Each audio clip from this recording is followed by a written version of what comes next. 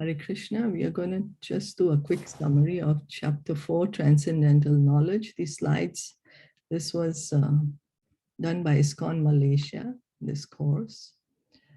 Okay, so the overview of the chapter is Divya Gyan through disciplic succession. Krishna says that he gives, that how do we get this Gyan, Divya Gyan, is always through disciplic succession. Evam parampara praptam, right? And then he's saying, what is Divya Gyan? In this chapter, he's also talking about Krishna himself, how to attain God, what is Varna Sharma, approaching a guru. So how do we approach the guru, and glories of Divya Gyan. Then 4.1, Krishna was saying the personality of Godhead. Lord Shri Krishna said, I instructed this imperishable science of yoga to the sun god Vivaswan. And Vivaswan instructed it to Manu, the father of mankind. And Manu in turn instructed it to Ikshvaku. So this is, we can see that how this Divya Gyan is coming in the parampara. It's in the parampara. And Krishna is saying that the supreme science was thus received through the chain of disciplic succession. And the saintly kings understood it in that way. But in course of time, the succession was broken, and therefore the science as it is appears to be lost. So this Divya Gyan has to be received in disciplic succession. Here, for example, we are seeing the disciplic succession of ISKCON. Srila Prabhupada, his guru, his guru's guru, guru's guru. Then it goes in line, and here we see Narad Muni, Brahmaji, and Brahmaji received the knowledge from Krishna himself. So to understand that, we are receiving the true knowledge, not adulterated knowledge. That's why it has to be received in parampara. Then Arjuna said, he's asking Krishna, hey Krishna, Vivaswan is much senior to you. How come you told him this knowledge? You're my age. How come you told him? So what does the personality of Godhead say? He says, many, many births you and I have passed. I can remember all of them, but you cannot, O subduer of enemy. Arjuna is saying, you spoke to sun god, you're my age, how did you? So Krishna is saying, you and me, we have many, many births. I can remember everything, but you can't. That's the difference between ordinary living entity and the Supreme Lord. We forget. Because we change our body, our material body changes, then we forget the knowledge of the previous body. But Krishna, his body never changes. His body is spiritual. He never has to take another. He never has to change his body. His form is transcendental. So he never forgets. Then whenever, and Krishna says in this chapter also, that whenever and wherever there is a decline in religious practice or descendant of Bharat and a predominant rise of religion, at that time I descend myself. So he comes, like Ram Navami is coming. Here is a picture of Lord Ramachandra. He came, Lord Ramachandra came when Ravan became too powerful. He was doing too many atrocities, and Krishna killed Kams. Kams was doing too many atrocities. Then he says that when he comes, what does he do? To deliver the pious and to annihilate the miscreants, as well as to reestablish the principles of religion. I myself appear millennium after millennium. So when he comes, he annihilates the miscreants, the demoniac. He annihilates them, and he protects his devotees. And at the same time, re-establish the principle of religion. Dharmam tu sakshat bhagavad pranitam. The principles of religion are laid down by the Supreme Lord himself. No living entity can lay down a principle of religion. No, we can't. Right now we are in the body, so we have the defects. So if we lay down any religion principle, it will be defective. We have to get it from Krishna. So Krishna then, he says, one who knows the transcendental nature of my appearance and activities does not, upon leaving the body, take his birth again in this material world, but attains my eternal abode, O Arjuna. Krishna is saying, just try to understand.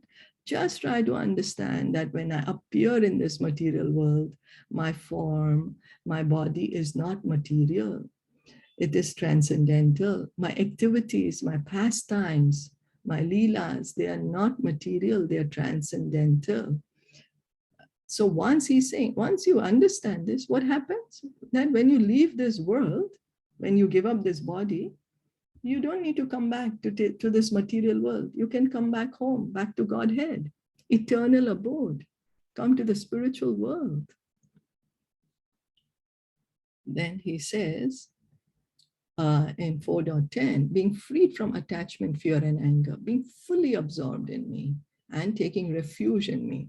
Many, many persons in the past became purified by knowledge of me, and thus they all attained transcendental love for me. Saying how? He said that be free from attachment, fear, and anger. Give up these three things: attachment, fear, and anger, because these three, they're like gates to hell, no? Attachment, fear, and anger. Then what shall we be attached to? Be fully absorbed in me.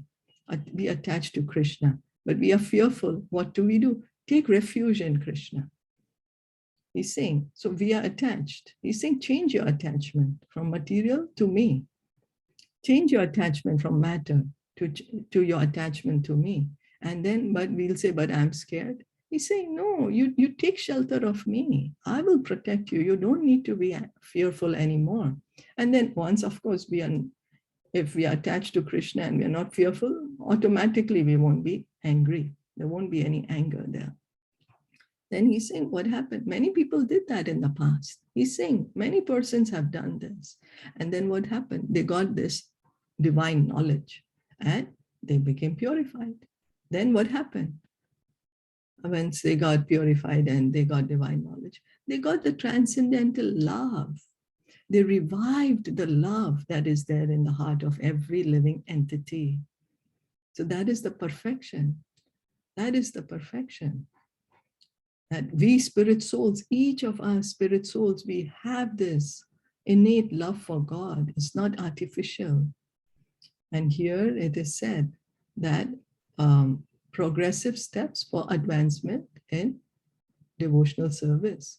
Krishna is saying in this transcendental knowledge, what happens the more we hear about transcendental knowledge? Then what happens? We have a tiny faith. So we have tiny faith. So because of this faith, we associate with the sadhus, associate with the devotees. Then what happens? In the association of devotees, there's bhajana kriya.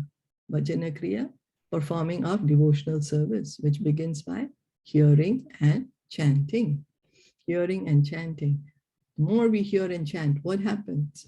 Because we have too many material attachments in our heart. We think we are very renounced. Oh, I'm ready to give up this world any moment. But we don't know what attachments we have in our heart. That's the reason we have been able to live here for millions and millions of births. If our attachment was not very strong, we wouldn't be here. But it is very deep-rooted.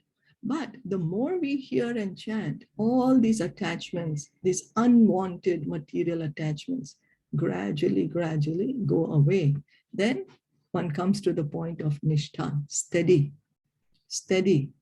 That is the point of where almost all unwanted material attachments are gone away, almost everything. This is the point where the material miseries don't affect anymore. The activities are all auspicious. And then continues, the devotee continues. He gets a taste for hearing and chanting. Then he gets attachment for hearing and chanting. Then he gets love. He's hearing and chanting in love, with emotion. And then prema, pure love for Krishna. Pure love for Krishna. So we can see just by a tiny faith, how if we continue to hear and chant in the association of devotees, we can revive this pure love for Krishna that is there in each and every living entity. We each have it. It's not that it's there in some and not in others. No, each and every. Not that it's for some country people and not for others. No, everyone. Not that it's there in any species and not in the others. No, but everyone, each of us are living entities. But it's only in this human form that we can perform devotional service. We are able to perform it, hearing and chanting. So then Krishna says that according to the three modes of material nature and the work associated with them, the four divisions of human society are created by me. And although I am the creator of the system, you should know that I am yet the non-doer, being unchangeable. So Krishna is saying he's the one who has set up this Varna Sharma system, Brahmana, Kshatriya, Vaishya, and Shudra. Here we see there's Brahmana. Here is a Kshatriya.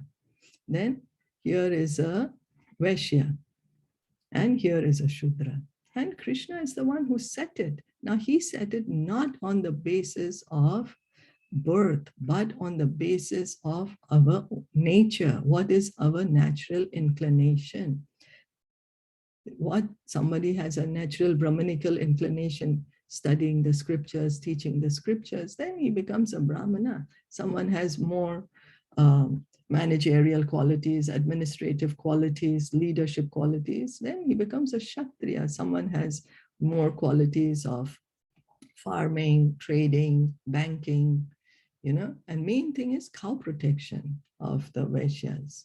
So he becomes a Vaishya. And Shudra is one who he then follows the orders of all the other three sections. So it's respect is for each and every level, not that, oh, because I'm a Brahmana, I will look down on you. No, then that person is not a Brahmana at all. Because Brahmana means he understands every living entity is a part and parcel of Krishna. He's a soul. So then Krishna is saying, I made this system, but you should understand that I'm not involved in this system. I'm the non-doer. I'm unchangeable. I have nothing to do with this. I've just created the system based on the desire and the nature of every living entity. He's not personally involved in it. And then he says that there is no work that affects me, nor do I aspire for the fruits of action. One who understands this truth about me also does not become entangled in the fruitive reactions of work. So Krishna is saying, just once we try to understand his position, once we try to understand his position, we get liberated. And he's saying, try to understand that I am not bound by the laws of karma. I don't want these laws of, I do not think that, I'm going to do this and then I will be happy as we do. No, Krishna is Atmaram. He's always happy. He's always satisfied. It's not that he has to do something to be happy. He does everything for our benefit. So he's saying, try to understand this truth. And once one understands it, then he is not entangled in fruitive reactions of work, means he's liberated beyond the modes. No need, no more reactions of karma. So what is the example is given? We have to understand that we are in the prison. The prisoner is there in the prison. So he is bound by the laws of the prison. He has to wear the prisoner clothes. He has to sleep where he is assigned to sleep. He has to work according to the laws of the prison. But when the king comes, the king, he's just coming by his own will. He's coming by his will. It's not that he was forced, not that he did something wrong and then the police captured him and put him there. No. And similarly, as he came by his choice, he can go back by his choice. No one forced him. He just came. But we can't come and go as per our choice. Well, we came because of our desire to enjoy separate from Krishna, but we can't get out by our choice. We can't. But Krishna can. That's the difference. He's not bound by the laws of nature. Any questions or comments till now what we have been seeing or hearing? No. It's very nicely explained. Yeah. So Yeah. we'll continue with this tomorrow because it Okay. still goes on then. Okay. Yeah. Perfect. Yeah. Thank you so much Thank you. for joining in today. Bhagavad Gita ki jai, Shri Jai. Prabhupada ki jai, Jai. Gaurav Govinda ki jai. Hare Krishna.